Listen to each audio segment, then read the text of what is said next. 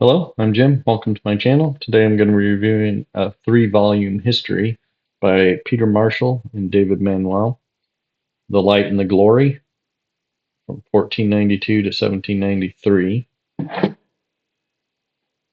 From Sea to Shining Sea from 1787 to 1837, and Sounding Forth the Trumpet from 1837 to 1860, which, as you know, is the start of the American Civil War, or just before the start of it. And these volumes are distinctly Christian perspective. Um, was God's hand on America when it was discovered, when uh, it was, at the inception. Uh, did we owe our founding and the democracy, the democratic ideals? Do we owe the Pilgrims at Plymouth um, for the inception of that? Um, Is there a divine call on our nation? And does it still apply today? Um, and does God really bless nations that honor Him? And what, if anything, is there a penalty for the sin of slavery?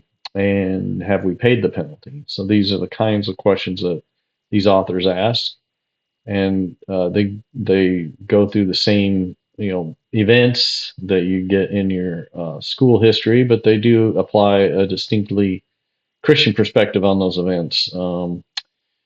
The divine interventions during the Revolutionary War, the seemingly inexplicable victories during that time, um, George Washington himself giving credit to God for those victories are some examples. They go, a lot more in depth. They also cover some of the events that modern history books gloss over, like the Great Awakening, the Second Great Awakening, how those really affected the spirit and of the nation.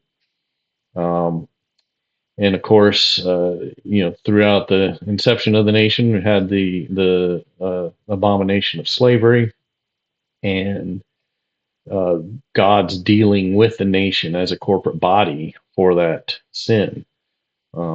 Today they don't classify it as such. It was just such a terrible thing, and people still have a hard time dealing with it. But it seems, from their view, that the price may have already been paid by the sacrifice of hundreds of thousands of men already. So slavery, there's some mistakes made after the Civil War. Obviously, civil rights still had a ways to go for everybody to have equal rights under the law. But when viewing these events in the light of a Christian ideal, um,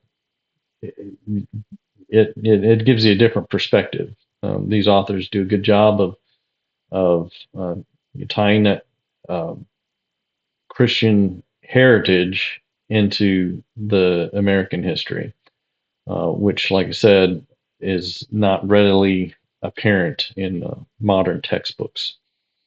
Um, and it goes on to ask if we still deserve those blessings, if we still honor God as a nation, and what sort of punishment might we expect if we fall away. Seems pretty apparent today that we are moving away from God's commands and His teachings, and we will likely, as a corporate body, suffer some sort of punishment for that. And it just reading these books, it, gives you a kind of a broader view of American history and where we are. Um, if you believe that we have a divine purpose, or if you're interested in seeing why some people think we have a divine purpose, you might want to check out these books uh, and see if they're interesting to you. They're well written. Of course, the American story is just a great story, regardless. And getting a more Christian overview is definitely worthwhile. Maybe as a country we can recover in time and get some more additional blessings for the future. Go ahead and click like if you like, comment, add, subscribe if you want, and appreciate it. Have a good day.